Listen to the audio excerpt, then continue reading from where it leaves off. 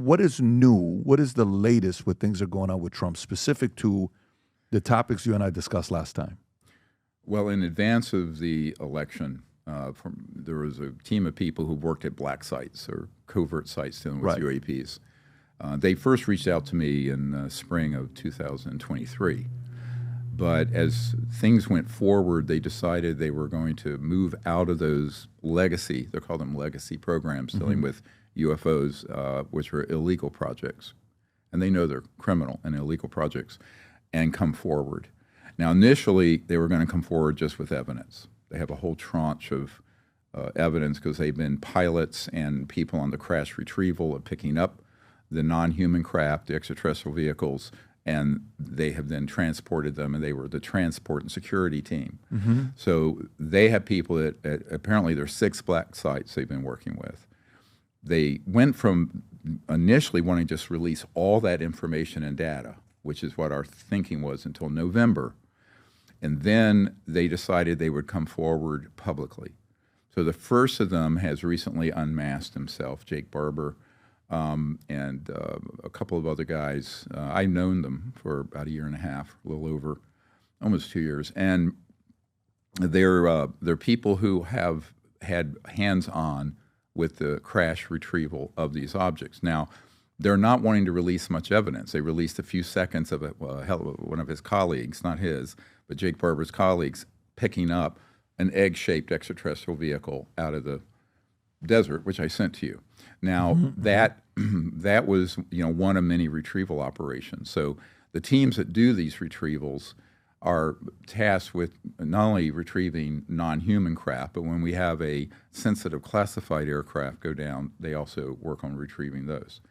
So I had been before at his site. So September of 2023, I went out there with the director of a special access project under law enforcement to see what they had out there and fly over that facility, and actually was able to go over.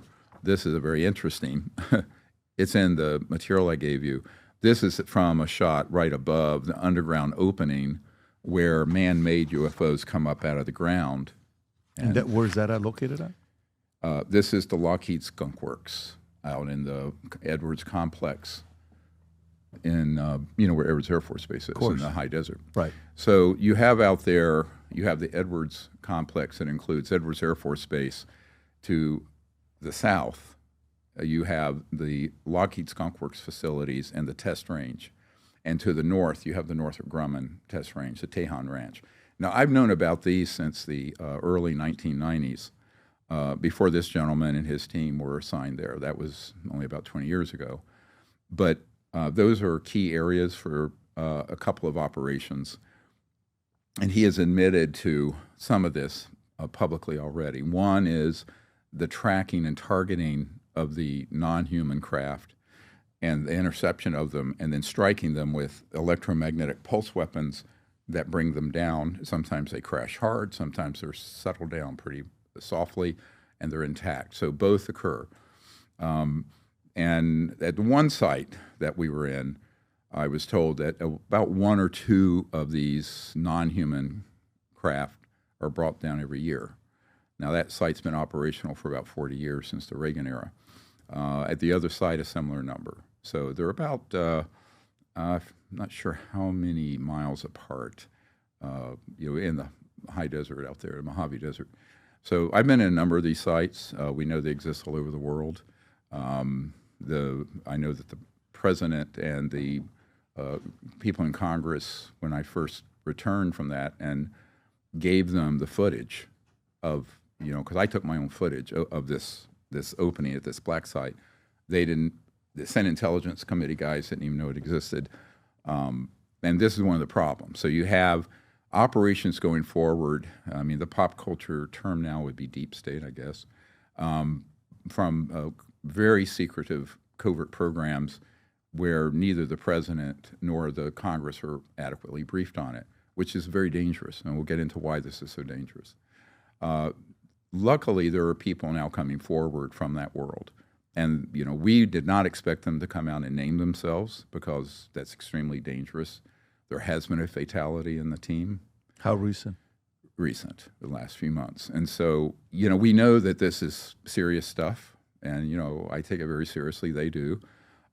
So they're being very careful. So they have enormous amount of evidence that's being held back pending the executive orders from the White House and the new president, as well as some actions from the Congress that we've been recommending for quite some time.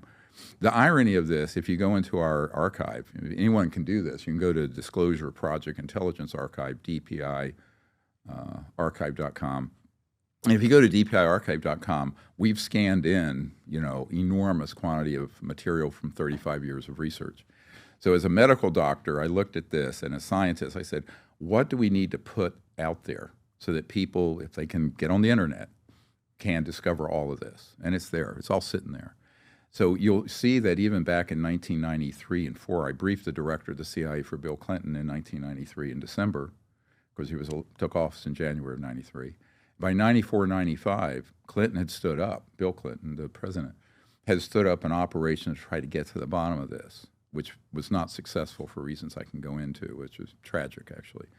But the recommendations that we have released that were my recommendations to the Clinton administration are virtually identical to what we've just transmitted over to Mr. Trump. And yes.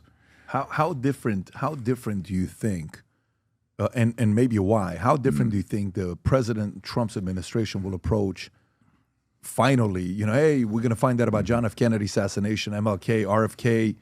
Do you think this is the next phase that we're going to find things out under his administration? And if yes, why?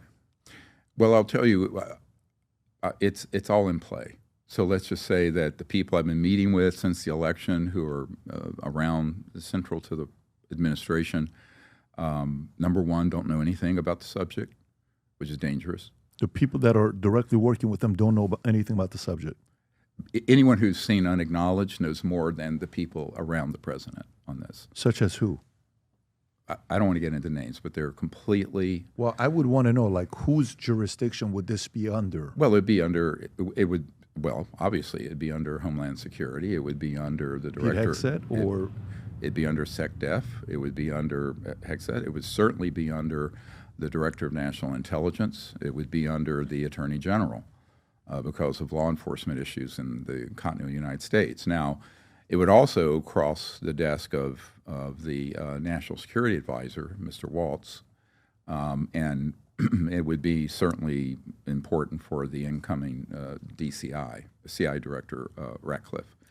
Now, Ratcliffe, my understanding is, does have some knowledge about this from the legacy operations, but it's something that he's trying to figure out how to handle.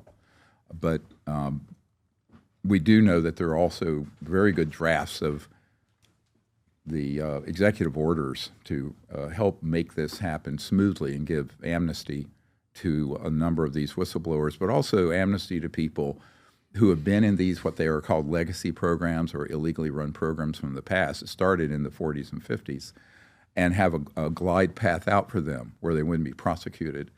And I've been in favor of that for a long time. Now, I have colleagues who think, no, you have to go after a pound of flesh. I said, no. I said, an eye for an eye will make the whole world blind on this one, because you're dealing with a group of people who have power that exceed that of the White House and the normal Pentagon operations, because they have reverse engineered technologies that are thousands of years in advance from extraterrestrial vehicles. You do not want to get into a shooting war with that kind of operation. So our recommendation is to identify the people that are now starting to come forward who've been in these legacy programs. They know they've been run unconstitutionally and illegally, and create a pathway for them to come forward safely, be protected both physically but also legally. Now that's going to take the new FBI director and more importantly the Attorney General to work out, Pam Bondi, assuming she gets confirmed. And it will certainly take some executive orders from POTUS, from President Trump. So at that point, a lot can happen very, very quickly. Where do you see the level of interest in wanting to know this? Because everything's about the level of interest of an administration, right? Correct. Where's the level of interest with them? Well, look, in the couple of months since the election, right? I mean, it's been just chaos trying to put that together. And so I have gone to various meetings to provide information initially. And I know others are doing that. Unfortunately, some of the others doing it are known counterintelligence operatives who are providing false information. So I, briefly had a quick chat with Don Jr. at a meeting, and he had been taken in by a known counterintelligence person named Lou Elizondo, who is someone working to intercept these whistleblowers and then turn. You seem to be a big fan of his. It's what I hear.